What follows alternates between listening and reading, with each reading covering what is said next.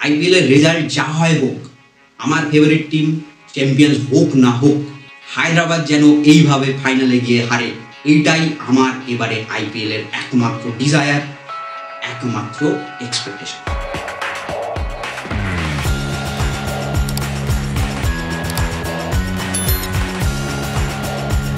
কে জিতবে আইপিএল 2024?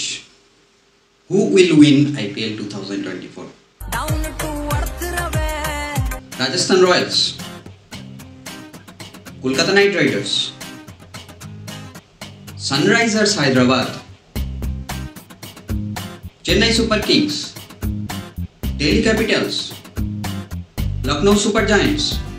और अभी तो रुको, क्लाइमैक्स अभी बाकी है। হ্যাঁ, এই কটা টিমই কিন্তু কন্টেনশনে আছে। তো সেই হিসেবে টপ 4 এ কারা যাবে সেটা নির্ধারণ করাটা বেশি জরুরি। আর আপনি যদি এখনো চ্যানেলটিকে সাবস্ক্রাইব না করে থাকেন, সাবস্ক্রাইব করে দিন। আর ভিডিও ভালো লাগলে লাইক করুন, শেয়ার করুন, কমেন্ট করুন না। দেখুন, রাজস্থান প্রত্যেকবারে ভালো খেলে। রাজস্থান নিঃসন্দেহে টপ কন্টেন্ডার। রাজস্থানের জেতার চান্সও আছে। তাদের ব্যাটিং, ফিল্ডিং, বোলিং সব কিছু ওয়েল ব্যালেন্সডভাবে চলছে। সবাই অলমোস্ট ভালো খেলছে, টিম গেম খেলছে সোজা হিসেবে। কলকাতার বোলিং খারাপ। কলকাতা যদিও বা কোয়ালিফাই করে যায়, কলকাতার আমি মনে করি যে 80% কলকাতার এবারে ট্রফি জেতার চান্স নেই, কারণ তাদের বোলিং খুবই খারাপ। দিল্লির রিসেন্ট পারফরমেন্স খুবই ভালো, সে নিয়ে কোনো কথাই হবে না। তারা প্রথম দিকে যখন বিশাখাপত্তনমে খেলছিল তাদের ঠিকভাবে সেট হচ্ছিল না, কিন্তু যখন থেকে তারা অরুণ জেটলি স্টেডিয়ামে তাদের নিজেদের একদম ঘরে ফিরে এসেছে, তাদের খেলার পুরো ভুল পাল্টে গেছে। তারা অসাধারণ খেলছে। ঋষভ পান্ত খুব ভালো ক্যাপ্টেন্সির সাথে সাথে খুব ভালো খেলে যাচ্ছেন। সেই সঙ্গে চেক ফ্রেশার ম্যাককার্কও খুব সুন্দরভাবে আইপিএলে ডেবিউ করেছেন, খুব সুন্দর খেলে যাচ্ছেন।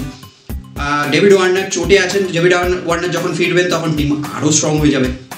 ওয়ার্নার যতই না ফর্মে থাকুন না কেন, যখনই তিনি টিমে ফিরবেন টিমের কনফিডেন্স লেভেল আরও গেইন করবে। দিল্লির কিন্তু এবারে একটা বেশ ভালো চান্স রয়েছে, আমি মনে করি 40% চান্স রয়েছে এই আইপিএল জেতার। লখনৌয়েরও স্লাইট চান্স আছে, কিন্তু তারা ট্রফি জেতার মতো টিম নয়। হতে পারে ফাইনালেও চলে যেতে পারে, কিন্তু ট্রফি জেতার মতো টিম নয়। চেন্নাই তাদের ঘরের মাঠে খুব ভালো খেলছে।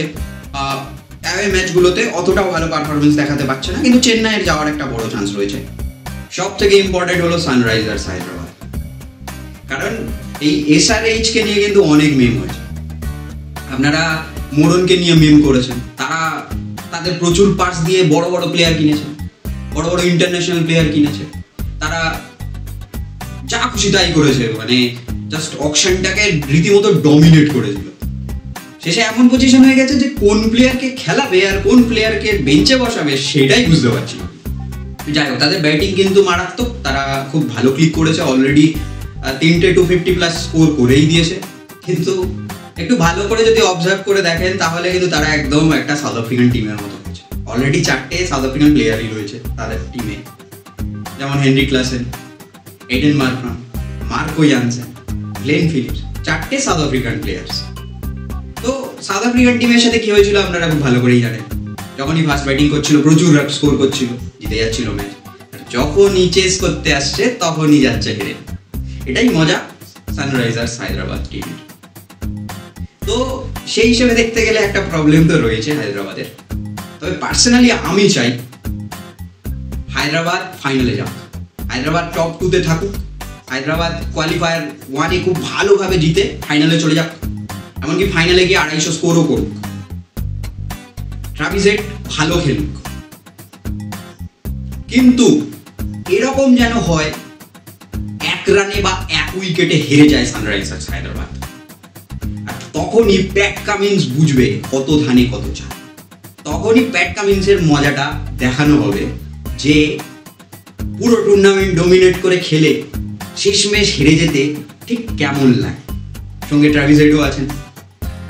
আমি চাই ট্রাভিস হেড ভালো খেলুন ফাইনাল ম্যাচে গিয়ে, কিন্তু এমন যেন হয় ঠিক যে সময়টায় ট্রাভিস হেডের পিছে থাকা দরকার, যে উনি যদি পিছে থাকেন তাহলে হায়দ্রাবাদ ট্রফি জিতবে, ঠিক সেই সময়টায় ট্রাভিস হেড আউট হয়ে যাবে। তখনই আসবে আসল মজা।